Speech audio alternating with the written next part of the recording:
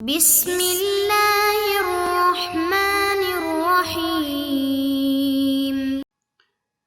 اعوذ باللہ من الشیطان الرجیم، بسم اللہ الرحمن الرحیم۔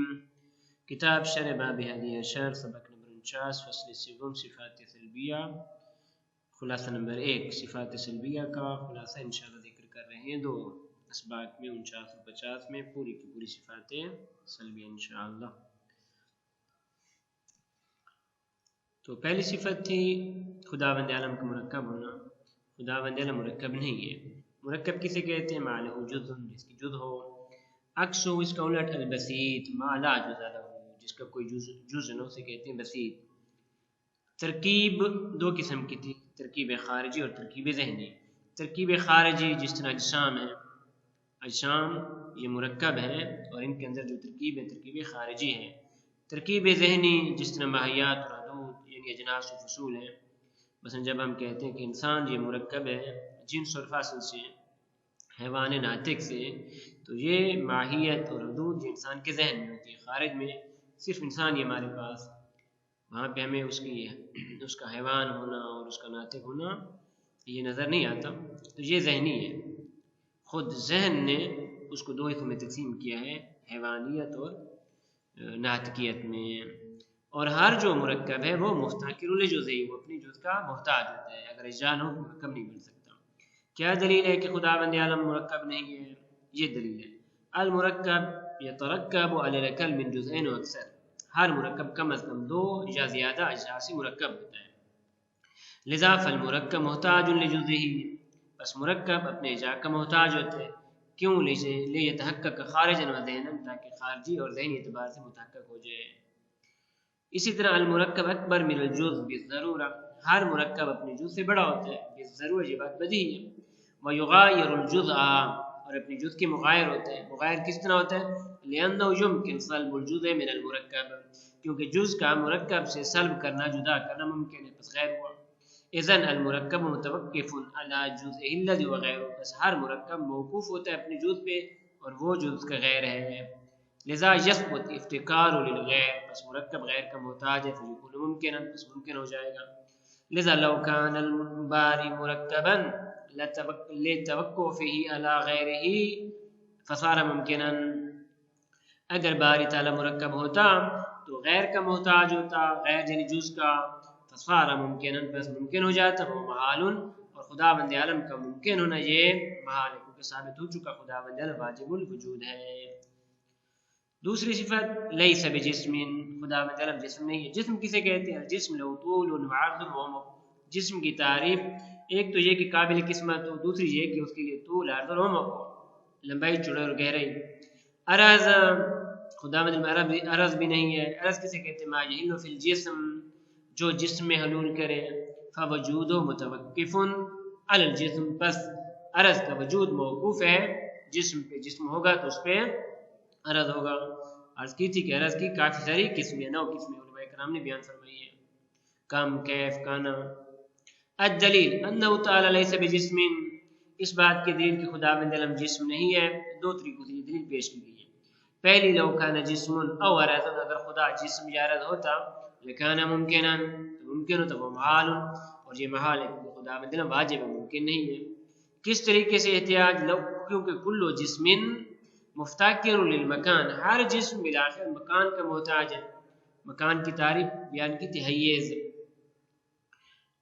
جی ہاں، اور کوئی بھی جسم بغیر مکان کے نہیں ہوتا، پس جسم محتاج ہے مکان کا۔ اس طرح کل عرض مفتقر للمحل، ہر عرض وہ محتاج ہوتا ہے محل کا۔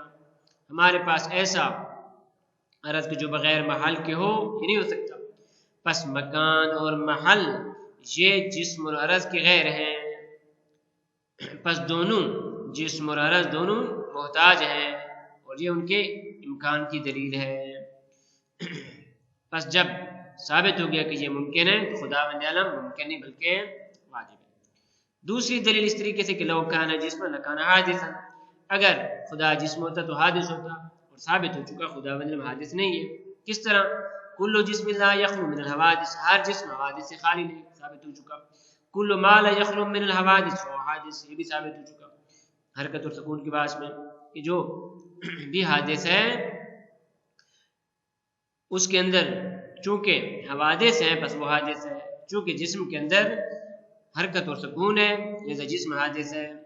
وثابت ان الباری تعالی قدیم، ثابت ہو چکا خداوند علم قدیم ہے، بس اگر خداوند علم کے جسم کے قائل ہو جائیں تو یجتمع النقیضان، دو نقیضیں اکٹھی ہو جائیں گی، جسم ہونے کی بنا پہ حادث اور ذات کے اعتبار سے قدیم، تو یہ تو اجتماع نقیضان ہو جائے گا۔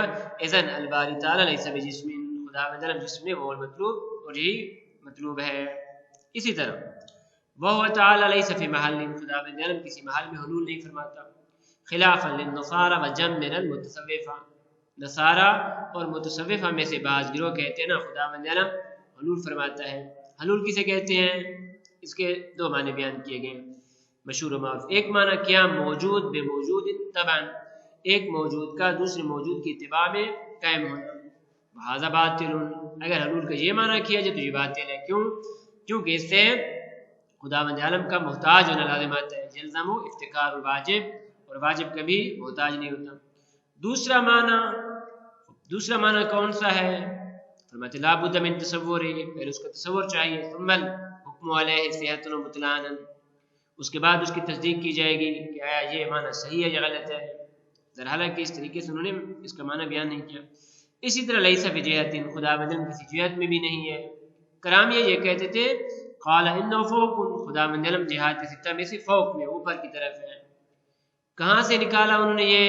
فرماتے بحسب الظواہر نقلیہ، کیونکہ قرآن و حدیث سے ظواہر ان سے انہوں نے یہ کہا کہ خداوند علم اوپر کی طرف ہے، وہ باطل، اور یہ کل باطل ہے۔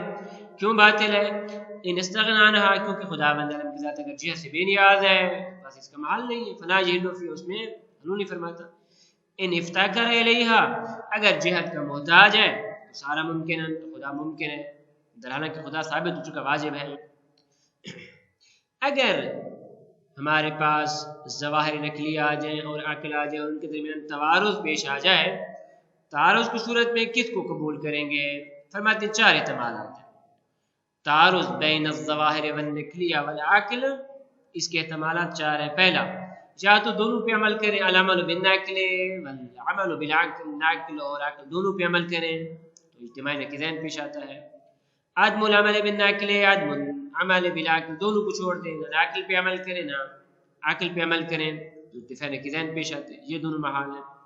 تیسری صورت العمل بالنقل، نقل پہ عمل کریں، عدم العمل بالعقل، عقل کو چھوڑ دیں، فرماتے واقع تجسم، تو اس صورت میں خداوند عالم کے جسم کے قائل ہو جائیں گے۔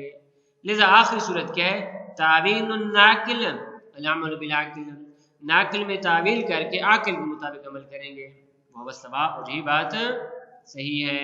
بنابراین خداوند عالم نہ جہت میں ہے نہ جسم میں ہے، اور جو روایات اور آیات شریفہ ہیں ان کی تعویل کرنا ضروری ہے، عقل کے مطابق عمل کریں گے۔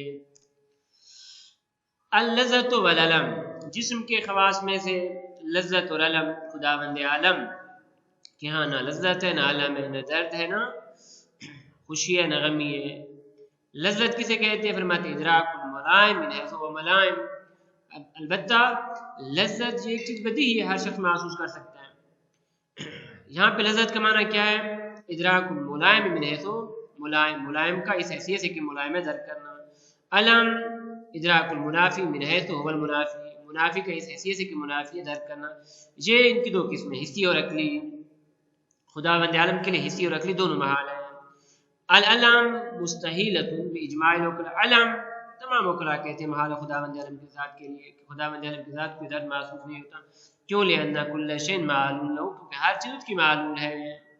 جب ہر چیز اس کی معلول ہے تو خداوند عالم کسی چیز سے منفعل اور متاثر نہیں ہو سکتا، فیستحیل ان ينفعل بغیرہ، غیر سے خداوند عالم کا منفعل اور متاثر ہونا محال ہے۔ لذت کی دو قسمیں، حسی اور عقلی۔ حسی محال ہے لأنه تعالی لیس بجسم، کیونکہ حسی اس کا تعلق جسم کے ساتھ ہے، خداوند عالم جسم نہیں ہے، لذا لذت اور علم ان کا تعلق مزاج کے ساتھ ہے، بس مزاج فیمتان، اور ان مزاج خداوند عالم کے لیے مزاج محال ہے، کیونکہ جسم نہیں، بس اس پہ مزاج کیسے آ سکتا ہے۔ عقلی کے بارے میں دو قول ہیں، حکما کہتے ہیں انہ تعالی یتصف بالکمال، خداوند عالم ہر کمال سے متصف ہو سکتا ہے، بنابر مدرک لعظم مدرکن باتم ادراک، لذا خداوند عالم مدرکات میں سے اعلیٰ ترین قسم کی ادراک کو درک فرماتا ہے. پس عقلی لذت خداوند عالم کے ہاں جائز ہے. متکلمین کہتے ہیں نا کل لذت لا بد ان تکون حسیہ، جو بھی لذت ہے وہ حسی ہوتی ہے، لذا انہوں نے اصلا لذت عقلی کی نفی کر دی ہے. اور ان کی دوسری دلیل یہ کہ خداوند عالم کی صفات اور اسماء یہ سارے کے سارے توقیفی ہیں، لذا فلا یحق ان یوصف بما لم یاذن به، جن چیزوں کا ہمیں اذن نہیں دیا گیا خداوند عالم کو ان چیزوں سے موصوف نہیں کر سکتے. بس خداوند عالم کے لیے چونکہ ہمارے پاس کوئی ایسی دلیل موجود نہیں کہ خداوند عالم کے ہاں لذت اللہ میں، لذا اس کو موصوف نہیں کر سکتے. صلی اللہ علیہ محمد وعلیہ الطاہرین. البتہ